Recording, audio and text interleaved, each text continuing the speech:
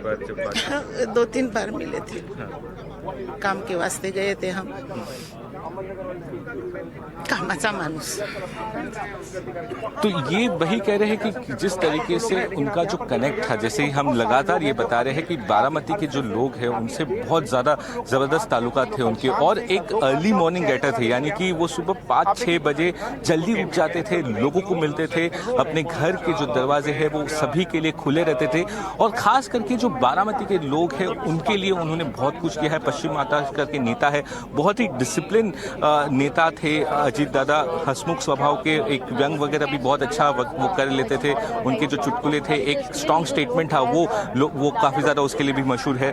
और अभी एक और तस्वीर आपको दिखा दूं यहाँ पर, मैं ठीक पीछे, अब देखिए कि ये जो स्टेज है प्रॉपरली यहाँ पर किस तरीके से तैयारियां चल रही है। जितने भी तमाम जो पंडित हैं वो यहाँ पर आ चुके हैं। हिंदू रीति रिवाज के तहत यहाँ पर दादा का अंतिम संस्कार किया जाएगा। अभी तक जो सीनियर नेता है, लीडर्स है, वो यहाँ पर नहीं पहुंचे, क्योंकि वो सारे जो शव है, पार्थिव शरीर है दादा का, उनके साथ ही यहाँ पर आएंगे। सौरभ, ये भी आप बताइएगा कि ये तमाम जो सीनियर लीडर्स जिनकी यहाँ पर मौजूदगी रहनी है आज, वो कब तक यहाँ पर पहुंचेंगे? आपके पास मैं वापस लौटूंगा। हमारे सहयोगी अनुज भी काटेवाड़ी से हमारे साथ जुड़े हुए हैं। अनुज, अब बताइए जरा, आपके परिवार क्या वहां से निकल रहा है, उनको लेकर क्या जानकारी है? क्योंकि अब पार्थिव शरीर को सीधा उस जगह पर लाया जा रहा है जहां पर अंतिम संस्कार होना है। जिस तरीके की हलचल हमें यहाँ पे काटेवाड़ी के घर के बाहर नजर आ रही है, उससे लगता है कि काफी जल्दी यहाँ से परिवार निकलेगा, क्योंकि हमने थोड़ी देर पहले देखा कि जो लोगों की जो थी वो काफी ज्यादा थे बाहर, जिनको कंट्रोल करने के लिए क्योंकि पुलिस कर्मी पूरी तरीके से सक्सेसफुल नहीं हुए, उसकी वजह से रोहित पवार को अपना प्राइवेट अफेयर छोड़ के बाहर आना पड़ा और फिर बाहर आके क्राउड को शांत करना पड़ा।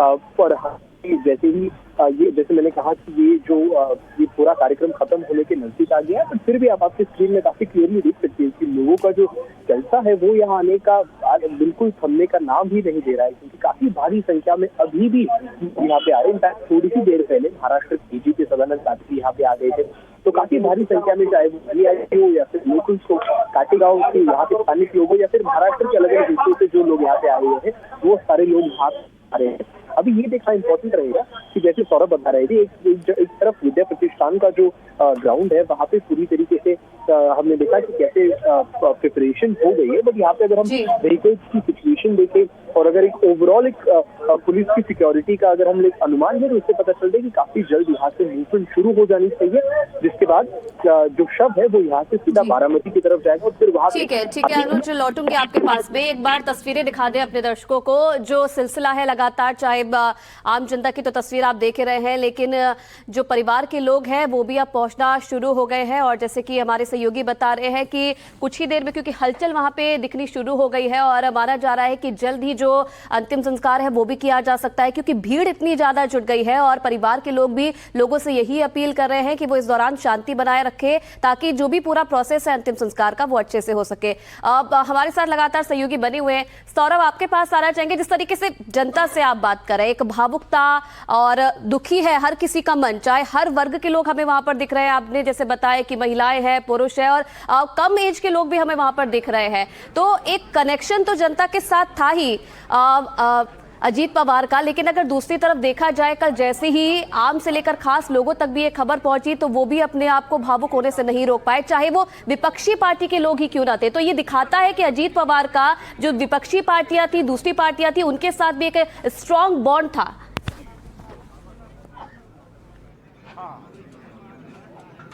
जी बिल्कुल, देखिए जिस तरीके से स्ट्रॉन्ग बॉन्ड था, और दादा का जो करियर है पिछले 40 साल से ज़्यादा का दादा का करियर रहा है।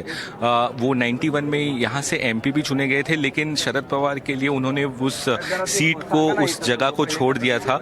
उसके बाद वो लगातार यहाँ से एमएलए चुन के आ रहे हैं। और एक बहुत मशहूर बात है, जब पिछली बार युगेंद्र पवार को उनके खिलाफ में शरद पवार ने इलेक्ट किया था, यानी कि उनके खिलाफ में कंटेस्ट करने के लिए कहा था, तो दादा ने एक बहुत बड़ी बात कही थी कि अगर मैं 1 लाख से ज़्यादा की सीटों से अगर मतों से मैं अगर जो जीत के ना आऊँ तो वो मेरी जीत नहीं कहलाएगी।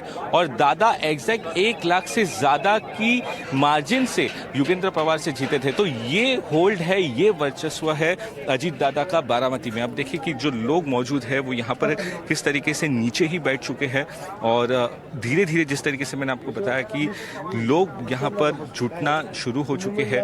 वो इंतज़ार कर रहे हैं कि अजीत दादा यहाँ पर उनके पार्थिव शरीर को कब लाया जाएगा। एक अंतिम बार उनके दर्शन करना चाहते हैं, वो अंतिम बार उनको यहाँ पर देखेंगे और किस तरीके से अमर रहे अजीत दादा, अमर रहे, उसकी नारे लगाए जा रहे हैं। और कोई इस चीज़ को बिलीव नहीं करेगा। एक बात अगर जो देखे तो 2 दिन पहले की बात है जब अजीत पवार जो है वो कैबिनेट की जो मीटिंग है मंत्रालय में वहाँ पर मौजूद थे। तमाम जो मंत्री है उनके साथ उन्होंने बैठक की थी, चाहे वो बीजेपी के नेता हो, शिवसेना के नेता हो, उनके साथ उन्होंने बैठक की थी। बैठक करने के बाद तमाम जो अलग अलग पहलू पर मीटिंग्स करने के बाद वो वहाँ से निकले थे। अगले दिन वो यहाँ पर आने वाले थे जेडपी के इलेक्शंस के लिए। इनकी 4 बड़ी सभाएं थी। लोग उस सभाओं में आने वाले थे दादा को सपोर्ट करने के लिए और तभी इस तरीके से एक ऐसी दुर्घटना होती जाती है और दादा अब हमेशा के लिए इनके बीच नहीं रहेंगे। सबके दिल में अब एक ही सवाल है कि अब क्या होगा, किस तरीके से पार्टी को कौन लीड करेगा। क्योंकि अजीत दादा एक ऐसे नेता थे जो अकेले के दम पे पूरी पार्टी को लेके जाते थे और उनका जो नेतृत्व था वो सभी को साथ लेके चलते थे। कुछ लोग हैं जिनसे हम बात करेंगे। आज अब दादा नहीं रहे, किस तरीके की यादें उनके साथ आपकी जुड़ी? अजीत दादा के साथ हमारे बहुत नज़दीक से यादें जुड़ी है। हम इंदापुर तालुके से आते हैं और हमारा और बारामती का लगभग 40-50 किलोमीटर का ही रास्ता है। हम बहुत सामान्य परिवार से जुड़े हुए हैं। अजीत दादा ने हमको पार्टी के साथ जुड़ा कर नाम दिया, इज्जत दिया। अजीत दादा ने राष्ट्रवादी पार्टी का हमको प्रदेश प्रवक्ता बनाया, यूथ का कार्याध्यक्ष बनाया और अजीत दादा ने हमको जो इज्जत दी वो इस जिंदगी में हमें कौन से दूसरे नेता नहीं दे सकता। और दादा का जो काम है वो काम कभी भी कौन सी जाति धर्म के नाम पर नहीं था। सभी जातियों को एक साथ लेकर जाना और विकास ही दादा का प्रमुख एजेंडा था। अब किस तरीके से देखते हैं दादा अब नहीं रहे तो आने वाले समय में पार्टी का क्या होगा? क्या आप सोचोगे कि चाहोगे कि दोनों जो गुट है एनसीपी के वो एक हो जाए, तो परिवार एक हो जाए? परिवार तो एक होना ही चाहिए था और एक 8 दिन के पहले ही दादा ने हमें और हमारे नेता दत्ता मामा भरने और हमारे इंदापुर तालुके के एनसीपी के लीडर को बुलाया था और हमें इन बात की जानकारी भी दी थी कि इस जेडपी और पंचायत समिति चुनाव के बाद हम दोनों पार्टियां एक होकर काम करेंगे। और अभी हमारे पुणे जिला में दोनों राष्ट्रवादी एक होकर ही परिवार पवार एक होकर बात करेंगे, ऐसा ही उन्होंने हमें बताया था। और उस बात पर एक 7-8 दिन हो गए और आज ये दिन हम सबको देखना पड़ा, ये हमारे दुर्भाग्य की बात था। यानी कि आप समझ सकते हैं कि तो कहीं ना कहीं पार्टी के अंदर एक भावना थी, तैयारियां चल रही थी। जैसे आप समझिए कि 1 साल पहले की अगर जो बात करें तो चाहे वो एक दिल्ली में जब डिनर हुआ था तो तमाम दोनों परिवार एक साथ आए थे, चाहे वो रक्षाबंधन का त्योहार हो तभी भी पूरा परिवार एक साथ आया था। तो कहीं ना कहीं क्योंकि सारे इलेक्शंस तो पूरे हो गए थे, अब जेडपी का इलेक्शंस बाकी था, तो उसके बाद कहीं ना कहीं एनसीपी के अंदर के खेमे में एक बात चल रही थी कि क्या दोनों परिवार एक साथ आ जाए, दोनों पार्टियां एक हो जाए।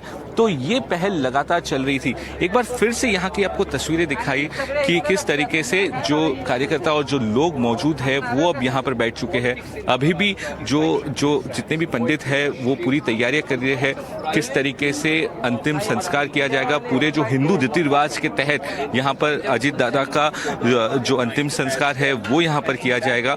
तो तैयारियां पूरी तरीके से चल रही है, लोगों के लिए अरेंजमेंट्स किए जा रहे हैं क्योंकि लोग यही चाहते हैं कि इसके बाद भीड़ बहुत ज़्यादा हो जाएगी, इसलिए पहले वो जगह बना ले। और ये जो आप पतला सा रास्ता देख रहे हैं, यहाँ से आम लोगों के लिए, यहाँ से लोगों के लिए एक रास्ता छोड़ा गया है कि लोग यहाँ पर आएंगे, अंतिम दर्शन करेंगे दादा के और आगे निकल जाएंगे। और कुछ ही समय में हम एक्सपेक्ट कर रहे हैं कि और जो अन्य बड़े बड़े नेता हैं, तैयारी यहाँ पर की जा रही है। क्योंकि इसको लेकर भी जरा आप अगर स्पष्ट तौर पर कुछ जानकारी आपको मिल पा रही हो कि रखा जाएगा, क्योंकि बदलाव थोड़ा सा रूट में भी किया गया है कि पहले काटेवाड़ी जाना था लेकिन अब सीधा यहाँ पर ला रहे हैं, तो लोग क्या देख पाएंगे, इसके लिए कोई इंतजाम किए जा रहे हैं?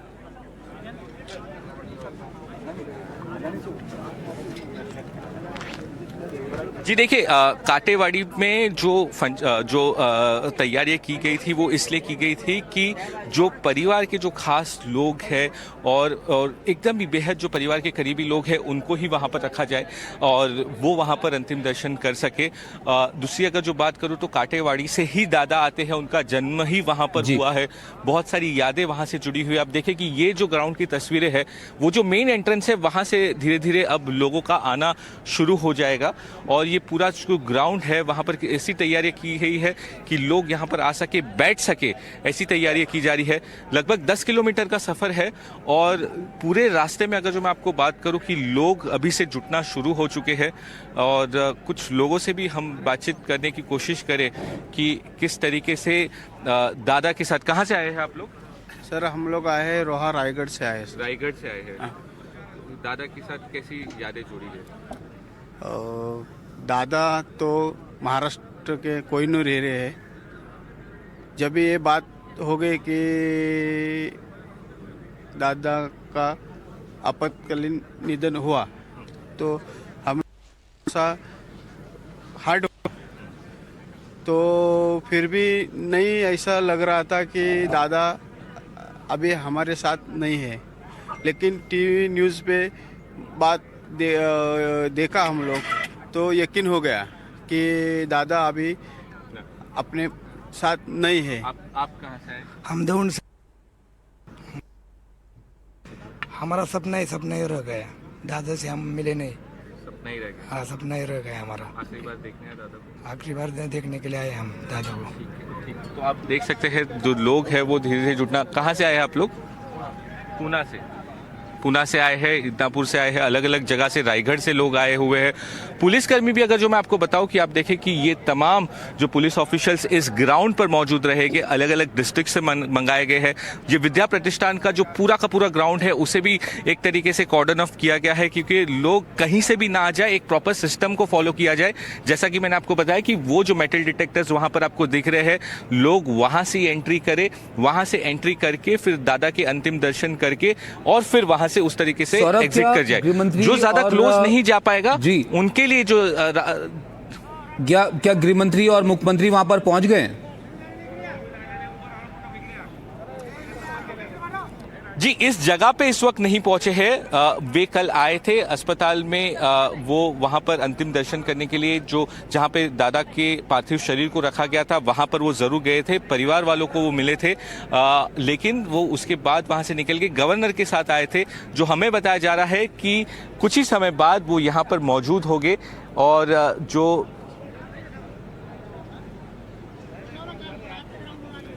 सौरभ, जहां पर अभी फिलहाल पार्थिव शरीर रखा गया है, अगर आवास की बात की जाए और जहां पर आप इस वक्त मौजूद हैं, जहां पर अंतिम संस्कार होना है, डिस्टेंस की अगर बात की जाए तो कितना डिस्टेंस है दोनों जगहों के बीच में?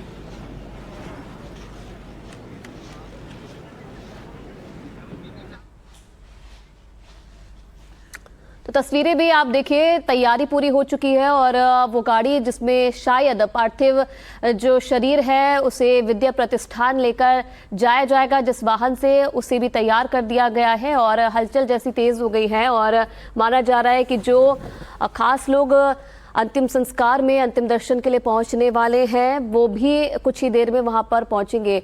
अनुज रायते भी हमारे साथ मौजूद है काठियावाड़ी से।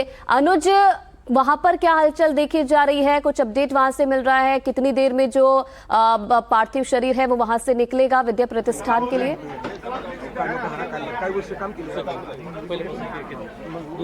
सबसे पहले तो अंतर जो है काटेवाड़ी गांव से लेके विद्या प्रतिष्ठान जो कि बारामती के एकदम बीचों बीच आता है वो 11 किलोमीटर का है और अभी डिपेंड करता है कि भीड़ कितनी रहेगी और कितनी जल्दी से पुलिस चाहेगी कि वो इस पूरे पार्थिव शरीर को लेके जाए, क्योंकि जैसे मैंने पहले कहा कि जो इन्फॉर्मेशन हमें सुबह मिला था उसके हिसाब से जितनी जल्दी हो सके उतनी जल्दी वो पूरे एरिया को कॉर्डन ऑफ करके पार्थिव को वहाँ पहुँचाना चाहेंगे और उसमें कोई देरी नहीं करना चाहते, क्योंकि अगर इस 11 किलोमीटर वाले स्ट्रेच में देरी हो गई तो आगे जो 400 मीटर वाला स्ट्रेच है उसमें और भी ज़्यादा देरी हो सकती है। इसकी वजह से एक तरीके से ये टेक्निकल इशू भी बन गया है। और जैसे हम देख सकते हैं कि महाराष्ट्र के डीजीपी सदानंद दाते वो खुद यहाँ पे मौजूद है उस बंगले के बाहर जहाँ पे पार्थिव रखा गया है, और काफ़ी भारी संख्या में, आप देखिए आपकी स्क्रीन पे काफ़ी भारी संख्या में लोग यहाँ पे आए हुए हैं। एंड माइंड यू, ये ऐसा कोई प्रोग्राम नहीं है जहाँ पे लोगों को बुलाया गया है, बट ये गुडविल के हिसाब से लोगों को अंदर अलाउ कर दिया गया है, क्योंकि ये प्रोग्राम बस उनके close near and dear ones के लिए रखा गया था। अगर मैं खास करके आपको एक बात दिखाऊं तो कल से हम देख रहे हैं कि स्त्रियों की संख्या ये पूरे प्रोसेशन में, फिर चाहे वो कल हो या फिर आज हो, काफ़ी भारी रही है। और हम देखते हैं कि कैसे पॉलिटिकली एक तरीके से क्रिटिसिज्म मिलता है कि विमेन डिटैच्ड हो गए, बट महाराष्ट्र के पॉलिटिक्स में अगर हम पिछले 2 साल की बात करें तो लाड़की बहन योजना हो या फिर अजीत दादा पवार के बारे में अगर हम वैसे भी बात करें तो विमेन के बीच में उनकी जो पॉपुलैरिटी थी वो काफ़ी ज़्यादा थी। हम कोशिश करते हैं उनसे बात करने की, अगर हिंदी में हम उनसे बात कर सके तो। आप बताइए, आप यहाँ से हो, बारामती से? आप कहाँ से हो? काटेवाड़ी। आप काटेवाड़ी से हो? बोला ना तुम, काटेवाड़ी से हो आप सब बहुत इमोशनल दिख रहे हो, काफ़ी भारी संख्या में यहाँ पे आए हुए हो। कितने इम्पोर्टेंट, क्या मायने रखते थे दादा आपके लिए और काटेवाड़ी के बाकी लोग? खूप बोला ना तुम्ही, मराठीतून बोला। हमारी जान चली गई है काटेवाड़ी की, हम बहुत दुखी है, बहुत। ऐसा कहते हैं कि दादा ने हर परिवार को मदद करने की कोशिश की है, हर परिवार के, हमारे सब बच्चों को, सबको मदद की है। हमारे कोई भी प्रॉब्लम हो तो हम दादा के पास जाते थे, हमको बहुत मदद हुई उनकी। बहुत जो है काटेवाड़ी के जो दादा है हमारे ग्राम दैवत है, वो हमारे पिता जैसे है। हमारे मकान का ही एक आदमी गया है हमारे यहाँ से, हमने खाना पीना छोड़ दिया है। वो इतना बहुत हम पर दुख का डोंगर है कि हम बता ही नहीं सकते, शब्दों में ही यकीन नहीं होता। दादा गए ये भी यकीन नहीं होता। बहुत बहुत बुरा हुआ हमारे यहाँ, बहुत। हमारा जो कवच है हमारे यहाँ पहुंच गया, हमारे गांव। सौरभ, इन भावनाओं को हम समझ सकते हैं बहुत अच्छे से। जाहिर तौर पर लोग बहुत भावुक हैं और अपने परिवार के सदस्य को उन्होंने खो दिया है। कुछ इस तरह की भावना वहां पर लोगों में है और इसकी एक वजह भी है आयुषी, क्योंकि पूरा जीवन अजित पवार का इसी जगह पर गुजरा है। राजनीतिक सफर पूरा यहीं पर उन्होंने तय किया और अब अंतिम सफर के लिए उनका जो पार्थिव शरीर है वो निकला है।